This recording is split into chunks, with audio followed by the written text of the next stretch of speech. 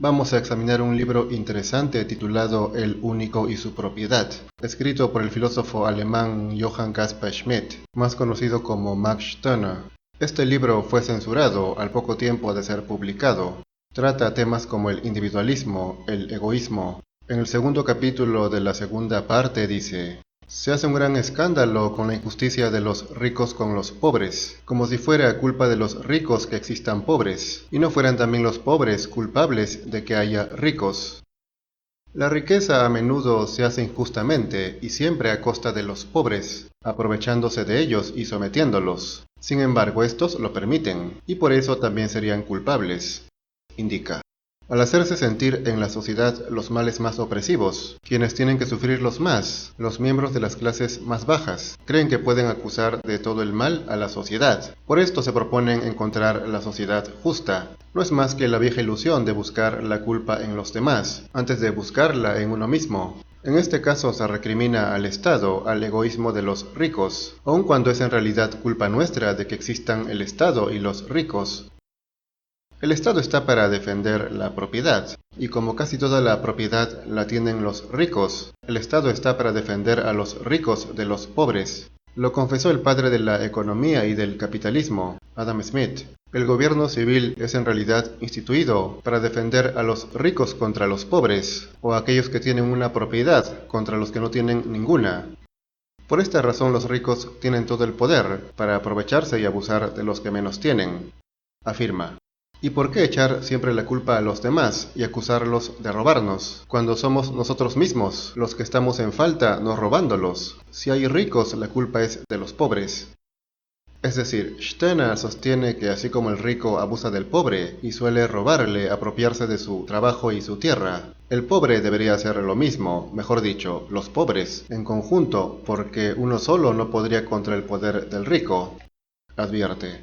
La plebe no dejará de ser plebe hasta el día en que se apodere de lo que necesita, y es plebe porque por temor al castigo no se atreve a tomarlo. Apoderarse de algo es un pecado, tomarlo es un crimen. He ahí el dogma, y ese dogma por sí mismo basta para crear la plebe. Pero si la plebe continúa haciendo lo que es, ¿de quién será la culpa? El autor sugiere olvidarse del gran respeto o miedo que se tiene por las posesiones de los ricos, porque de buena manera es obvio que los pobres no lograrán esa equidad que tanto buscan, tener o ganar más, así que solo queda la fuerza.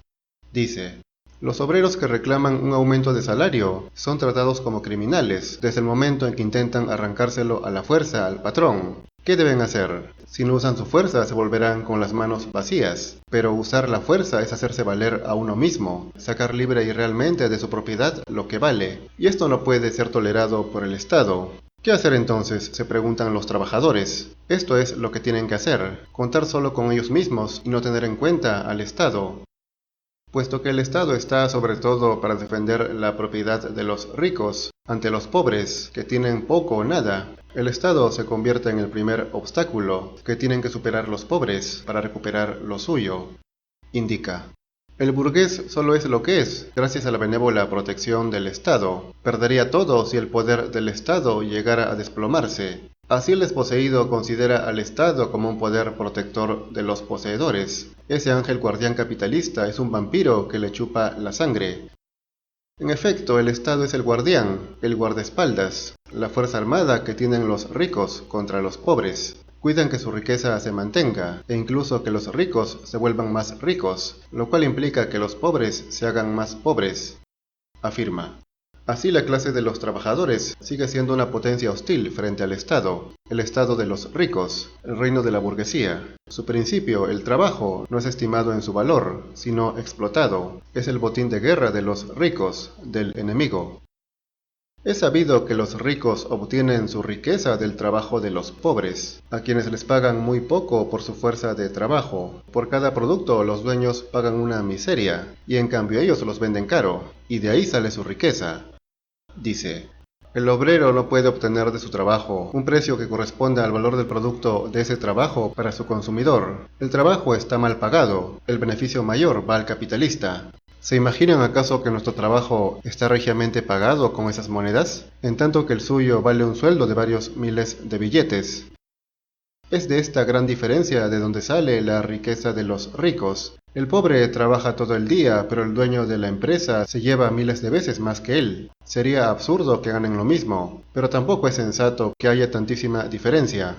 Ante este abuso, advierte: los obreros disponen de un poder formidable, y cuando lleguen a darse cuenta de él y se decidan a usarlo, nada podrá resistirlos. Bastará con que abandonen todo el trabajo, que se apropien de todos los productos de su trabajo, y que los consideren y los gocen como propios. El Estado está fundado sobre la esclavitud del trabajo. Cuando el trabajo sea libre, se desmoronará el Estado.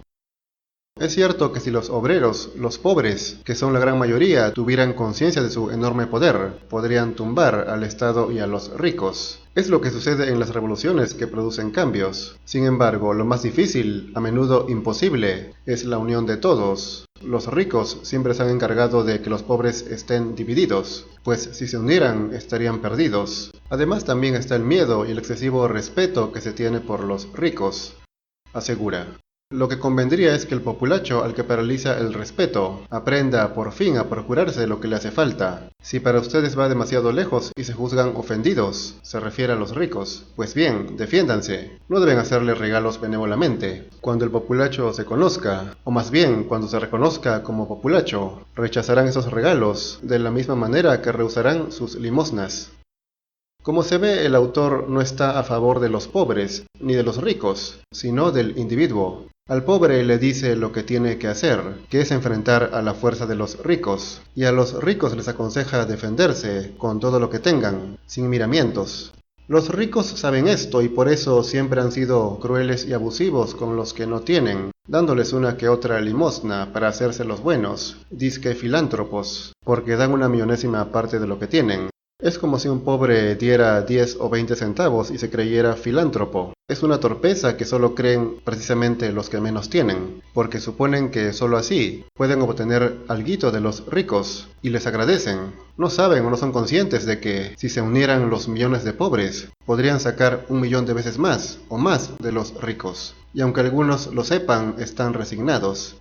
Luego indica: todas las tentativas basadas en el principio del amor, que tienen por objeto el alivio de las clases miserables, fracasarán. La plebe solo puede ser ayudada por el egoísmo. Esta ayuda debe prestársela a sí misma, y eso es lo que hará. La plebe es un poder, siempre que no se deje domar por el miedo. Las gentes perderían todo respeto de no haberles enseñado a tener miedo.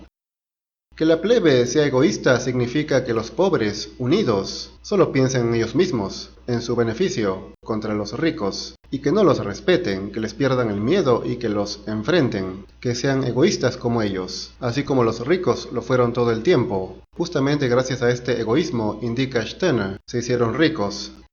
Sentenció Adam Smith: la máxima vil de los poderosos parece haber sido siempre: todo para nosotros, nada para los demás.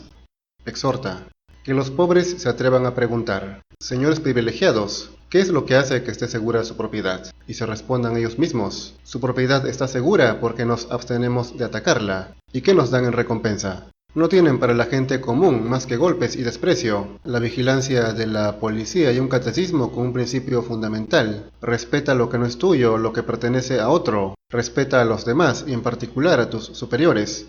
A eso respondemos: quieren nuestro respeto, sea, pero cómprenlo al precio que pidamos por él. Queremos, sí, dejarles su propiedad, pero mediante una compensación suficiente. Gritarían violencia si nos vieran llenar nuestro plato con ellas y consumirlas en lugar suyo. Y tendrían razón: sin violencia no las tendremos, del mismo modo que ustedes solo las tienen, porque hacen violencia sobre nosotros. En efecto, los poderosos hacen uso de la fuerza, del miedo, para hacer que los pobres respeten su propiedad, y cuando esto no basta recurren a la violencia, incluso al crimen y a la masacre. Así muchos obreros y sindicalistas fueron asesinados en los últimos siglos, y se sigue matando hoy a todo aquel que exija más del rico, o que le impida enriquecerse más. Al pobre sí puedes quitarle y robarle, pero al rico no lo puedes tocar. El Estado no lo permite y ellos controlan el Estado. Así que, si quieren atrapar en falta a los poderosos, una única vía está abierta, y es la de la fuerza. Despójenlos de su poder, y los habrán atrapado realmente, y privado de sus derechos. Si no, no podrán nada, crearán bilis en silencio, o serán sacrificados como locos molestos. De modo que el único camino que tienen los pobres es la fuerza. organizarse y encarar a los ricos.